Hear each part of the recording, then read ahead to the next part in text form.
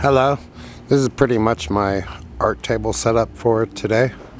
It's February 29th, 2020. I've just been working on receipt art and napkin art. This is my first full day of working on my artwork since I moved to Reno. Here's Entropia Universe. I have 20 cents worth of vibrant sweat to sell. Okay, so for documentation, okay, so there's that. I'm just happy that I have a place to work. And they were nice to me. They gave me some pizza today.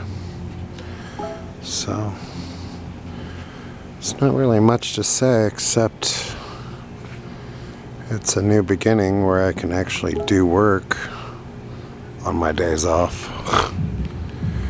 Okay, wish me luck. If you want to give me money, it's paypal.me/David Lovins. I don't know what else to say. So, let's see. Trying to play left-handed. Alright. My goodness. Okay, bye. Other people are here.